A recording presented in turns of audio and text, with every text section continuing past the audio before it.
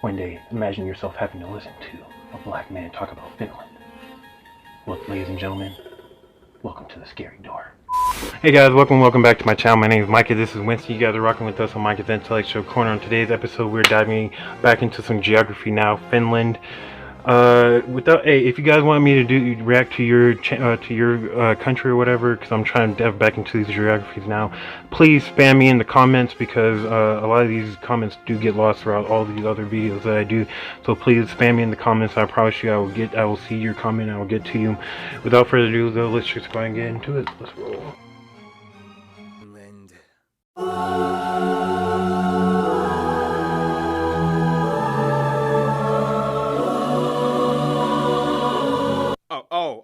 Let's talk about this place that I totally have no preconceived biases towards. It's time to learn geography now! Hey everybody, I'm your host Barbie. Welcome to the dark sheep of Northern Europe. All the other Nordic countries are like la la la la la, while Finland is like We'll get into the heavy metal thing in a bit, but first. Yeah, if I'm not mistaken, one thing I've heard at least a lot about Finnish people is the fact that they're just like, they're really monotone type of people. Like they don't really want to, like, you know, they're not really outgoing people and stuff like that. They're just kind of keep to themselves and stuff, like, and are kind of, you know, like in a public setting, they're just kind of quiet and don't really smile. You know what I'm saying? If you try to tell them a joke, they're like, that's cool, next one. You know what I'm saying? Which I can totally relate to, but now just remember, Finland is Nordic, but don't call it Scandinavian. There's a huge difference. That title only belongs to Sweden, Denmark, and Norway. First of all, Finland is located in Northern Europe, lying on the Gulf of Finland and the Gulf of Bothnia, east of all that Scandinavian stuff. To the west, they border Sweden. Technically, doesn't Scandinavia also cover Iceland too, if I'm not mistaken? Please correct me if I'm wrong, but if I'm not mistaken, pretty sure Scandinavia covers Iceland too, but please. Sweden on the Torne River, or the Tornionjoki, until it reaches the tri-point border with Norway at the three-country Cairnstone. And to the east, they border big ol' Russia with another tri-point border with Norway that looks like this. The country is divided into 19 regions, or maakunta, with the autonomous region that we'll talk about a little bit later, and the capital of Helsinki, located in the south on the Gulf of Finland, which is also the second most northern capital in the world after Reykjavik, Iceland. The country also owns about 180,000 islands, the highest concentration of which found in the Baltic off the coast in the Åland archipelago. Keep in mind, parts of Finland also lie within the Arctic Circle. That's how far up north they are. And the three busiest airports are Helsinki, Oulu, and Rovaniemi. Now my favorite part, territorial anomalies! First of all, with Russia, there are too many split islands and penne enclaves. The islands of Aikaniemi and Sursari, Tarasin Sari Islands and lakes, the island in the Koitajoki River. Seriously, just play around with Google Earth and see how many you can find. Finally, we get to Sweden and things get interesting. And if I'm not mistaken too, was it back before the Winter War, didn't they have like a kind of like a panhandle type of territory that was expanded into the Arctic, if I'm not mistaken, that Russia eventually gobbled up? But if I'm not mistaken, I'm pretty sure they did, along with obviously a whole bunch of much more beefier you know, borders and stuff like that that extended into Russia. But yeah. Interesting. Most of the borders with Sweden run along rivers that eventually flow into the Torne River, and then we get a strange golf course that is split between the two countries in the town of Tornio and Sweden. Not only that, but then you have the strange Market Island right next to Åland in the Gulf of Bothnia, which has an inverted S-shaped border. It had to do with the lighthouse that was built belonging to Finland, but then Sweden was like, hey, it's too close to our side of the island. So they drew a border that was like this to give each side equal shares of the land. See this archipelago cluster of islands right here? Yeah, it belongs to Finland. Yeah, which if you look around the entire world, like so many countries end up doing that. Like I'm pretty sure America and Canada have like 2 islands alone that do that.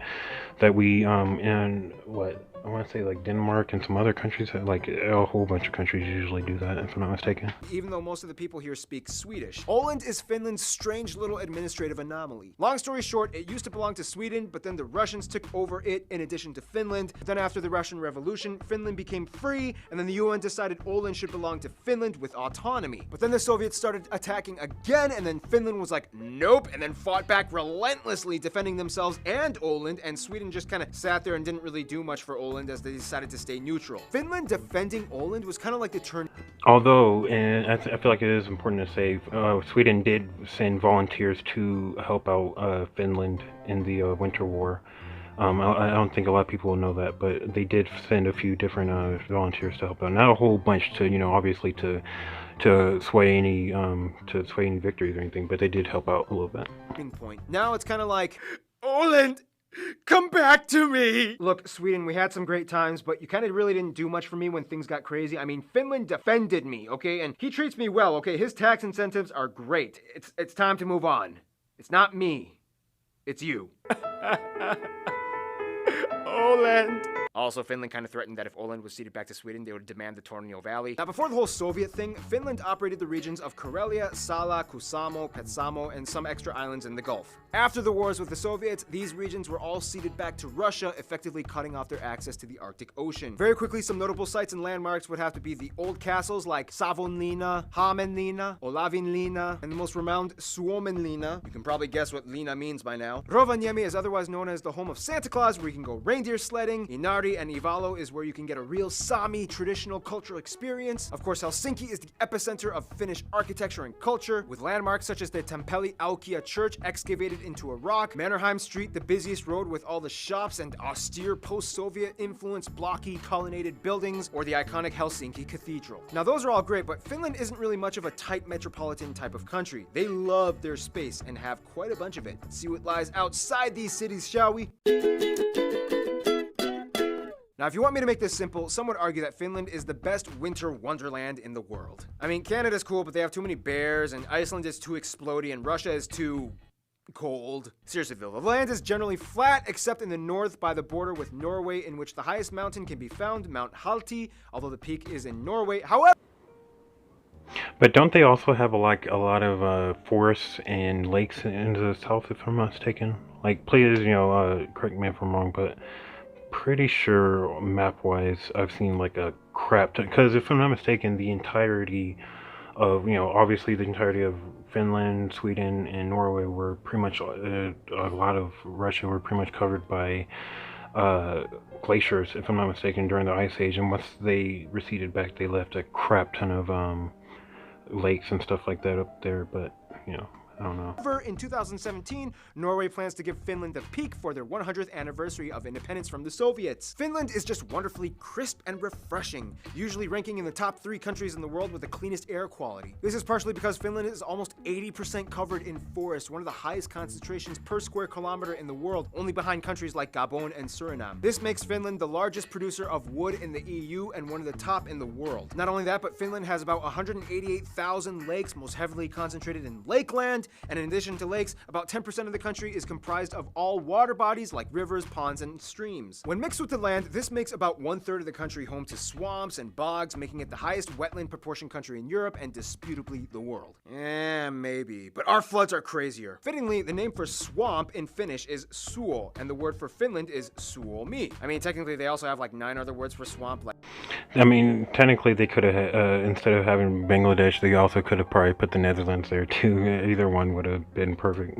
And technically, they also have like 9 other words for swamp, like Rame, Neva, Leto, Luhta, Laiteko, Appa, Paisa, Yanka, and Korpi. And they love these swamps. One Finnish pastime is jumping in the mud, sometimes naked, and either playing soccer or wrestling. The landscape of Finland is shaped that way because imagine what happens when you crush something under a heavy glacier for a really long time, and then after the glacier melts, you're left with pockety erosion and mineral residue all over. Not only that, but Finland is experiencing a post-glacial rebound in which the land is steadily rising along the coast of the Gulf of Bothnia. Every year, Finland gains about 7 square kilometers and is technically rising out of the sea. The longest river is the Kemijoki that passes through Lapland and reaches the Gulf of Bothnia. And the largest lake, as well as the 4th largest in Europe, Lake Saimaa, is located in the southeast. Because Finland is so far north, they are known for being the land of the midnight sun, as during summer you can literally see the sun for 24 hours a day in the northern parts by the Arctic Circle. And of course, in the winter times, there's hardly any sunlight at all, but if you're lucky, you can witness an aurora borealis, especially in the northern parts. Oh, and by the way, the national animals are the whooper swan and the brown bear. Finnish agriculture is of course very standard for northern European countries. Lots of rye wheat, turnips, potatoes, and of course fishing is huge out here. However, due to the abundance of lakes and rivers, Finns prefer their own domestic freshwater fish like perch, zander, and miuku as opposed to the sea fish. Speaking of which, coming to Finland, chances are you will eventually try reindeer meat in some shape or form, whether in stew or grilled. In Lapland, you might even find bear on the menu. You can try mami, a pudding made of